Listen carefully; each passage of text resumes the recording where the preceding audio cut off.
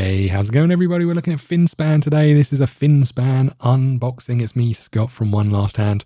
I'm having to record the audio after the event because I forgot to turn on the microphone, but don't tell anyone. So we're looking at Finspan. If you don't know what Finspan is, it's a game in the Span series. Wingspan started it all, Wormspan followed, and now Finspan, obviously about some fish from Stonemaier Games. It's got the Automa Factory single player variant, which is one of the reasons I picked it up. I was out for a walk and I popped into a local game store and decided to pick this up. I was just pointing out there that Stonemaier sometimes do a first printing number on some of their versions of games. Don't know why. I don't know if they stopped printing after that or if it's just a nice to have thing. I haven't played Finspan. I don't own any of the Span games. I picked this up for that reason. The times I've played the other Span games is because I've been around friends who's had them, and then finally I picked up the upgraded pieces as well. I did that online. The game itself is about £44. I'm going to apologise in advance for where the sun is, unfortunately, when I'm recording this. So I picked this up for about £44. The upgraded pieces were about £18. Not necessary. I just like having those luxury pieces. I actually think they're going to make the game a little bit harder to get to the table and play. But I'm looking forward to giving it a go. Let's open the box and have a little look inside. One thing I would say with these is the Span games, they come in small boxes, which is great. They don't necessarily have the greatest inserts in the box. It'd be nice for them, but that would push the price up. So I kind of get it. And as I say, the Span game really became kind of a gateway into the hobby as a whole. Instruction books printed on sort of linen paper, not too heavy, it doesn't look like. And out of all of the Span games, this is meant to be kind of the easiest, I think, the simplest to get your head around. There's the single player variant. It's a cardboard divider in the box. And then we have this plastic tray. We'll open that up and have a little look. There's wooden components in the default version of the box, but there's also cardboard tokens. You can see here, not in focus, some mini divers. Essentially, these divers are going to be used to work their way down the board when we get to that. But you can see there's a number of different colors for the 5 players that can play this game, and we'll tuck those all in the divide there. There's also this. I'm not sure what this is. I'm not sure if this is a single one player token or something else. I'm sure we'll find out once we've read the rules. 2 different separate packs of card wrapped in paper, which is great. Good to see some consideration to the environment with that. And I don't know too much about the cards. I haven't played Wingspan for a very long time, and actually the times I've played it recently have been via the digital version. So because it's just a little bit easier. One of my favorite fish, the anglerfish at the top there. But you can kind of see these cards as I desperately try and wrestle with the sun shining through the window. You can see here that on the side of the cards are kind of when played actions, and I think on the left is where you can play it, and a bit of other info on each fish. And you're going to be placing these on your board, and you're trying to, essentially the Span games, if you don't know, they are kind of card placement engine building games, where you're trying to hatch eggs, collect various resources to enhance that engine and score points at the end of the game. And I think this game is, you can see slightly underneath these cards, is split into weeks. I don't quite know how that works. I haven't seen too much about how to play it, but we'll get to that in a bit. There's another second set of cards. The plus point, I guess, for Stonemaier, probably more so. I mean, probably not more so, but with the Wingspan originally around birds, with this one around fish, it's going to be a huge amount of expansions if the game's popular enough. Maybe a little bit tougher with dragons, but then it shouldn't be. You've got your imagination, right, to do that with Wormspan. But obviously a huge amount of fish in here, huge amount of replayability with different cards.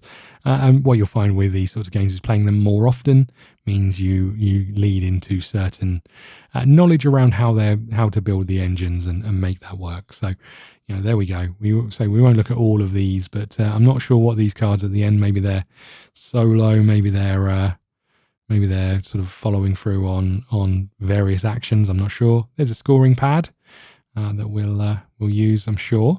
Now I picked this up because you can play it solo, but I always like to get these games to the table multiplayer first to feel how it sort of is expected to be played in its true format. Again, apologize for the sun here, but you can see there's some player reference handouts, which is always good. And then a board, I'm guessing, which adds a little bit of variety to the game. There's some tokens later that can go on those slots, which I'm guessing randomize a little bit of the game. And then the boards, I looked at a couple of these boards. They all look identical in terms of what they are. They've got some pre-printed fish in various locations, and the way it's going to work is just some artwork on the back there, it looks like. I wonder if this is going to turn into a giant map of the world or what. I don't think I look in this video, so I apologize. I'll let you know when I find out. But you can see your diver is actually going to be working its way down the individual columns from here, and this is where your engine comes into place, because you want those stops where that diver makes to build on what's happened in the past and what you're trying to do. And you can see there's a couple of slots there for eggs, just on the fish in the left and the right of those columns, where you're going to be placing eggs, hatching eggs into schools. And we'll have a look at those in a second. When we take these out, you'll see there's a number of cardboard tokens here, but as I say, we picked up the upgrade pack, so we won't be using those necessarily. But I think the game is probably more functional with the tokens. You can see here the eggs on the flip side have fish, which is what you're going to be doing. You're going to be taking an action to turn an egg into a fish when you can hatch one, and then if you hatch enough of them, they turn into a school, which is the red tokens there. But we picked up the upgrade pack. This was around £18. You can get it online, and it has wooden fish, wooden schools, and the rubbery eggs, which I think we look at last. But I do quite like having the upgraded pieces. In this instance, as I say, and often you find with upgraded pieces, sometimes they make the game a little harder to play. Just pointing out there that you can see they're free fish. They're not a fish with 3 eyes, which is what I first thought when I looked at it. I thought it was like The Simpsons. Then we got the individual fish. And then finally, we're going to look at these. And I'd kind of read about these rubbery egg things. And I assumed they were squishy. But then they're a little bit harder than you would have first thought. It's a bit like Orbeez, I think, or whatever, those rubbery sort of balls that I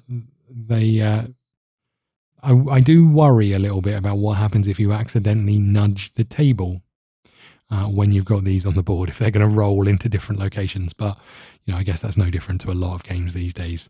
But here we go. We're going to open these up, and I give it a little squeeze like you do. I was just pointing out there that the eggs are going to hatch into the fish.